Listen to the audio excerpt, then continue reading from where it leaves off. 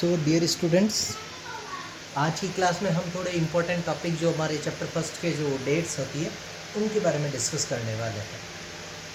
Chapter first का तुम्हें पता ही है कि थोड़ा हेडेक रहता ही है, हिस्ट्री का है और थोड़ा यूरोप की है।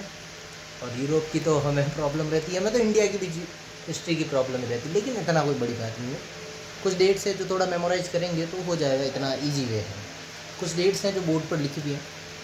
1789 French revolution, as we know very well, 1789 the French Revolution is there. 1797 Napoleon invades Italy। शुरुआत होती है, तुम्हें पता ही होगा, जैकोबिन क्लब को हटता है, रिपब्लिकन फॉर्म्स ऑफ गवर्नमेंट बनती है, लेकिन बाद में नेपोलियन खुद रूल करने लगता है, तो फिर नेपोलियन वॉर बिगिन हो जाता है। 1804 में नेपोलियन खुद के कोड डिफाइन कर देता है, जिसको सिविल कोड 1804 कोड के नाम से जानते हैं। 1813 नेपोलियन सबसे पहला वॉर हारता है।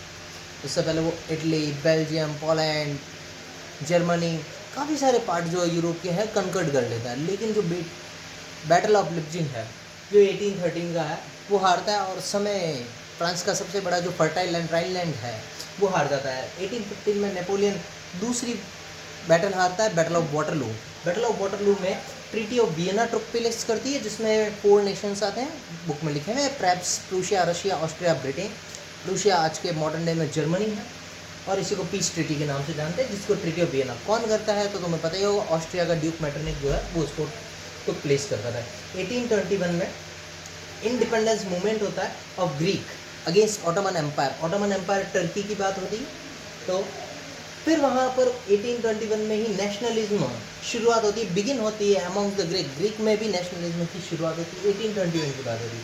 फिर 1859 से 61 यूनिफिकेशन ऑफ इटली, तुम्हें पता ही है, कैमिलियो डी कैवर जो है वो उसका मेन रोल प्ले करता है। 1863 polish nationalism, polish people national revolt शुरू करते हैं। 1866 से 71 यूनिफिकेशन ऑफ जर्मनी शुरू होता है, सबको पता होना चाहिए। ऑटोमन बिस्मार्क जो है सबसे इंपॉर्टेंट ट्रेट है। अच्छा, इसकी एक आयरन एंड ब्लड पॉलिसी है, थोड़ा माइंड में रखना है। 1867 में ऑटोनॉमी एस्टैब्लिश इन हंगेरी। अच्छा, हंगेरी का भी कई बार नाम आ जाता है, हंगेरी एम्पायर है। In 1905 Slav nationalism gathers force in Habsburg and Ottoman empire. वापस आया ऑटोमन यानी कि टर्की की बात हो रही है।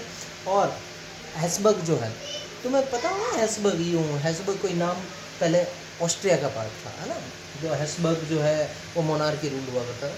Thank you so much student. Next video और डिस्कस करेंगे, लेकिन ये इंपॉर्टेंट डेट्स हैं, इनके बारे में थोड़ा ध्यान रखना है, ये चैप्टर 1 की है। Thank you so much.